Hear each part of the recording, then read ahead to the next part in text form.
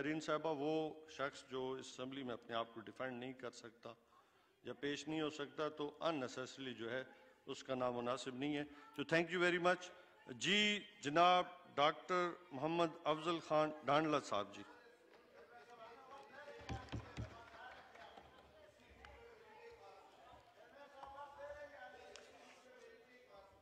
پٹیل صاحب تشریف رکھے.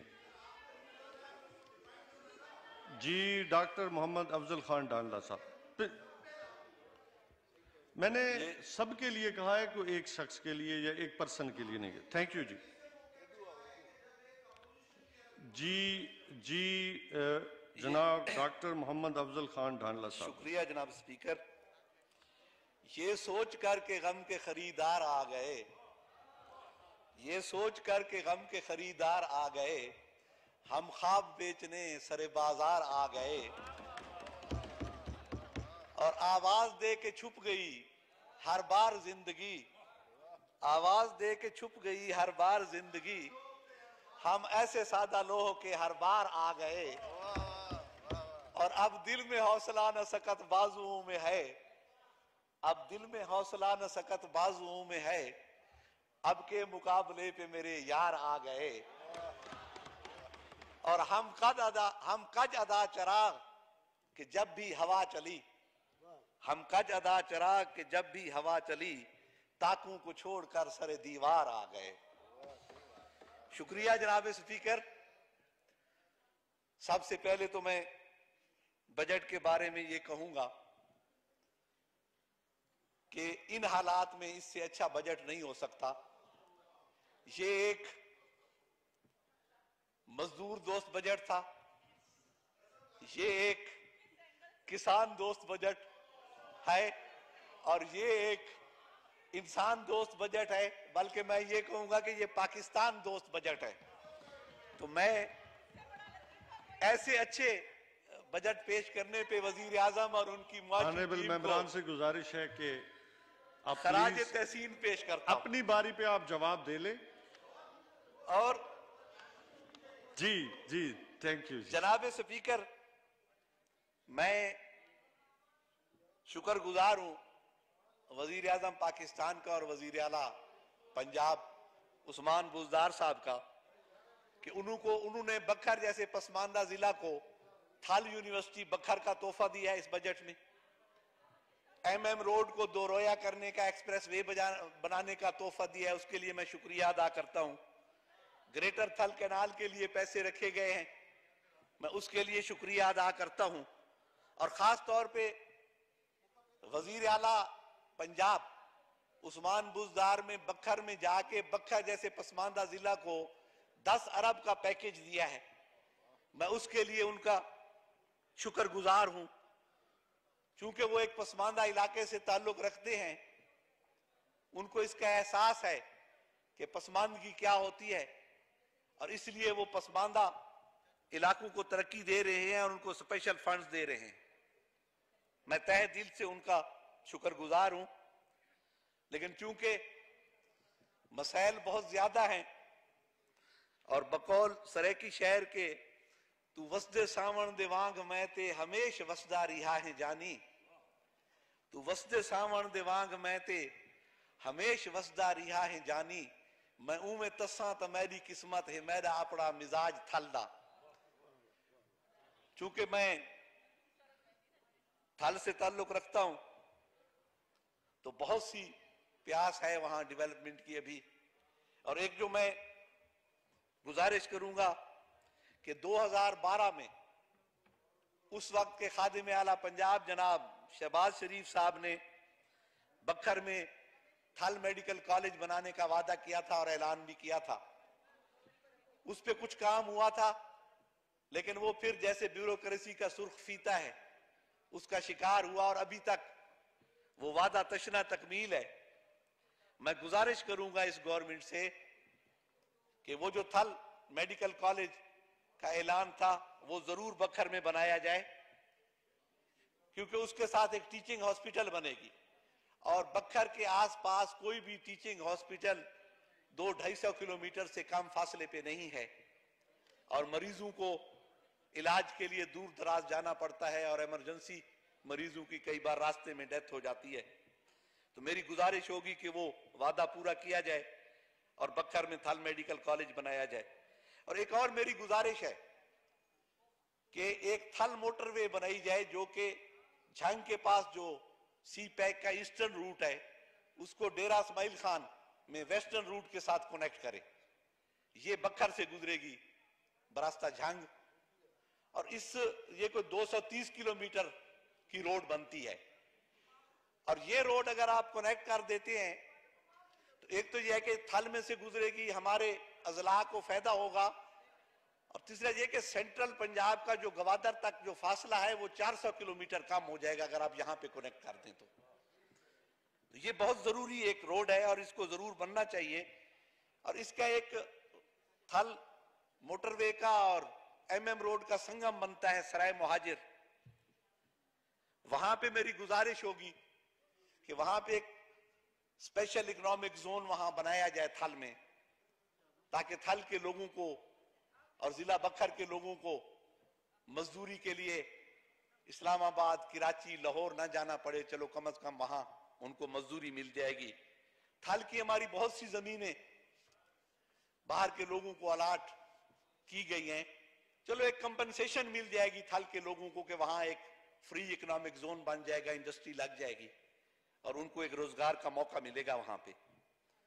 تیسرا میں ایک گزارش کروں گا کہ ہمارا ایک روڈ ہے لیا بکھر روڈ اور بکھر کلور کوٹ روڈ, اس کو بھی 2 رویا کیا جائے اور اس کی ڈوئلائزیشن بہت ضروری ہے. یہ اہم ٹرنک روڈ ہے جو کہ لیا بکھر اور کلور کوٹ کو کنیکٹ کرتا ہے.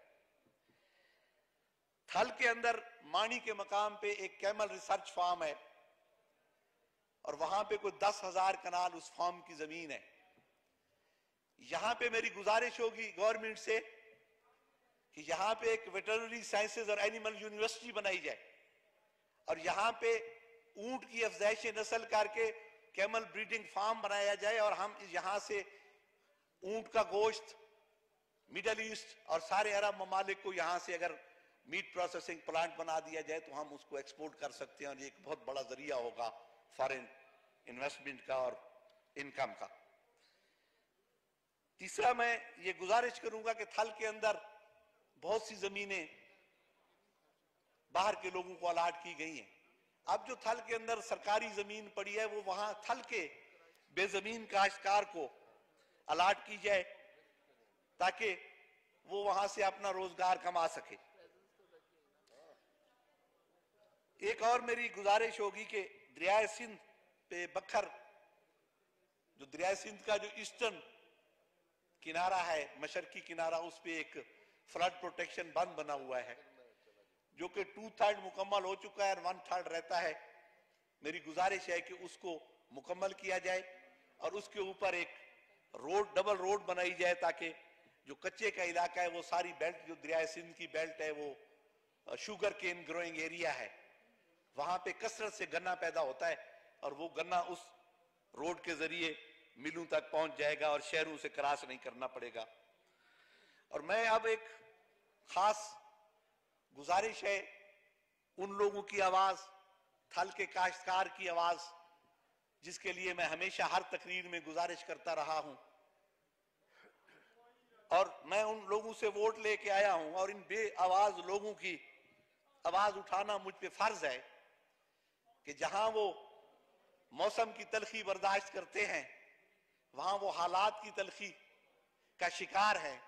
اور تھل کا جو کاشتکار ہے 4 سال سے وہاں چنے کی فصل نہیں ہوئی, ایک ہی فصل ہوتی ہے اور اس پہ جو زرعی قرضہ ہے وہ انہوں نے جس شخص نے ڈھانڈلا صاحب یہ آپ کا میٹر اگر فائنانس کمیٹی میں ہم ریفر میں کر اگر دیتے اس میں ایک میں گزارش کر رہا ہوں فائنانس کے لوگ بھی بیٹھے ہیں, یہ میٹر جو ہے نا ہم آپ کا ریفر کرتے ہیں فائنانس بڑی کمیٹی. مہربانی. میں اس میں ایک گزارش یہی کروں گا کہ وہ جس بندے نے آج سے 4 سال پہلے 1 لاکھ روپیہ قرضہ لیا تھا تو وہ سود در آپ یہ سود وہاں پہ ڈیبیٹ کر لینا کیونکہ یہ میٹر جو آپ نے اٹھایا ہے یہ بالکل جینوئن ہے, اس کو لیکن میری ایک جو گزارش متعلقہ ہے کمیٹی ہے اس میں ریفر کر جناب دیں. سپیکر ایک گزارش کروں گا کہ جو ان کے قرضے ہیں اس وقت زرعی بینک کے جو MCOs ہیں ان کے پیچھے بھاگ رہے ہیں کہ قرضہ جمع کرواؤ.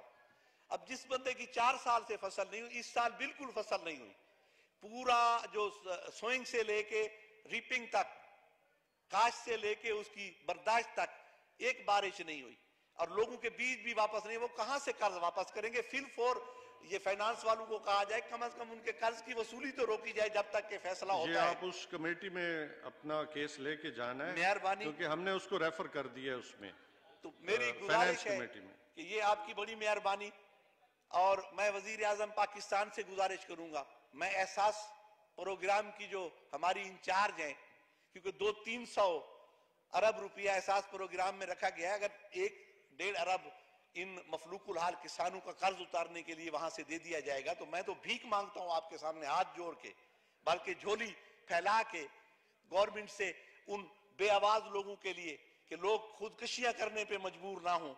آپ مہربانی کر کے, میری وزیر اعظم صاحب سے گزارش ہے, میری وزیر خزانہ سے گزارش ہے کہ ان لوگوں کا قرضہ معاف کریں, یا کم از کم وصولی فوراً روک دیں, اور پھر اس پہ جو فیصلہ ہوتا ہے کوئی آدھا قرضہ معاف کر دیں, یا کم از کم وہ قرضہ اس وقت تک فریز کر دیں جب تک ان کی فصل نہیں ہوتی, کہ تاکہ وہ قرض ادا کرنے کو. کوڑیوں کے بھاؤ غریب کسان اپنی زمین بیچ کے تو وہ قرضے اتار رہا ہے, تو خدا کے لیے ان مفلوق الحال کسانوں کا جو ہے وہ خیال کریں, اور جہاں انڈسٹریلسٹ کے اربوں روپے کے قرضے معاف ہو سکتے ہیں, تو وہاں ایک کسان کے, اس کسان کے جس کی 5 سال سے فصل نہیں ہوئی, جناب سپیکر, اگر کروڑوں روپے کے قرضے معاف کر دیے جائیں گے یا لاکھوں روپے کے قرضے معاف کر دیے جائیں گے, تو حکومت کے خزانے میں کوئی کمی نہیں آئے گی, بلکہ میں کہتا ہوں کہ ان کی دعاؤں سے, یہ کوئی 2400-2500 خاندان ہے, ان کی دعاؤں سے اس حکومت کو مزید تقویت ملے گی, اور جس طرح اللہ تعالیٰ نے پہلے گروتھ ریٹ بڑھایا ہے اور مزید بڑھائے گا. تو میری گزارش ہے کہ ان کسانوں کے لیے ضرور مہربانی کی جائے اور ان کا قرض معاف کیا جائے. میں آخر میں, شعر تو بہت سے تھے کہ